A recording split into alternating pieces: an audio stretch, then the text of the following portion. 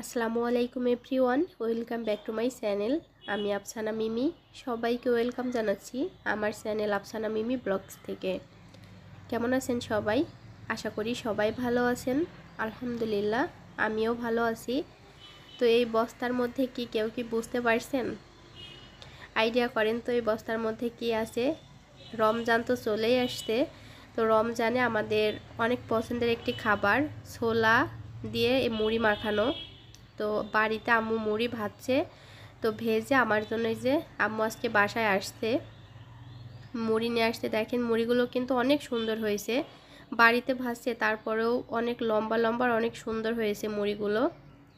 আরও দেখেন অনেক কিছু নিয়ে এসেছে আম্মু এখানে, একদম অনেক কিছু। এটা হচ্ছে পাকান পিঠা নিয়ে আসছে, অনেকেই তেলের পিঠা বা পোয়া পিঠা বলে। তো আমাদের কুষ্টিয়া অঞ্চলে কিন্তু পাকান পিঠা বলি আমরা। গুড়ের পাকান পিঠা, খেজুর গুড়ের পাকান পিঠা কিন্তু খেতে অনেক বেশি মজা হয়, আর কালারটা দেখেই আরও বেশি ভালো লাগে খেতে। আমার কাছে তো অনেক পছন্দের একটা পিঠা। কে কে তেলের পিঠা বা পাকান পিঠা পছন্দ করেন অবশ্যই কমেন্টস করবেন।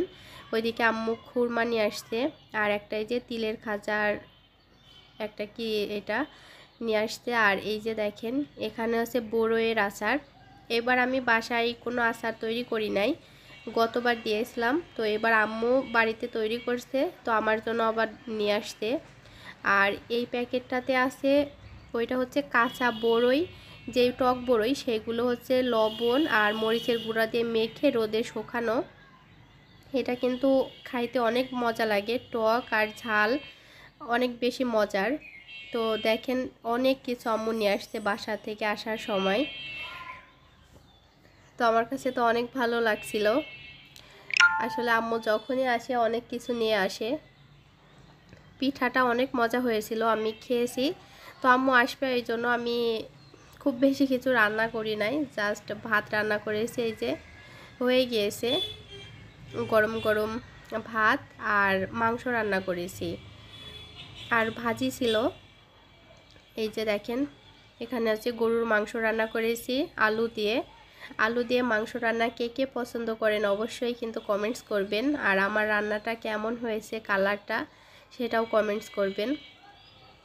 আমি যেহেতু খাওয়ার পরে ভয়েসটা দিচ্ছি আর কি, সত্য কথা অনেক মজা হয়েছিল গরুর মাংস রান্নাটা। এই যে কালারটাও অনেক সুন্দর আসছে। তো মুড়ি তো যেহেতু বস্তায় নিয়ে আসতে, বস্তাতে তো আর রাখা যাবে না, এইটাতে এই যে এই জন্য ঢেলে নেওয়া হচ্ছে জেরে। আমাদের এদিকে জের বলে, কিন্তু অনেকের ভাষার সঙ্গে হয়তো নাও মিল থাকতে পারে। এই যে এই টিন, এটা টিনের তৈরি, এটাতে কিন্তু মুড়ি রাখলে মুড়ি একদম ভালো থাকে। তো দেখেন অনেক মুড়ি হয়েছে, ওই পুরো জেরটাতে মুড়ি, আবার এই কৌটা সবগুলোতে মুড়ি। তো আজকের ভিডিওটি কেমন লেগেছে কমেন্টস করবেন। সবাই ভালো থাকবেন, আল্লাহ হাফেজ।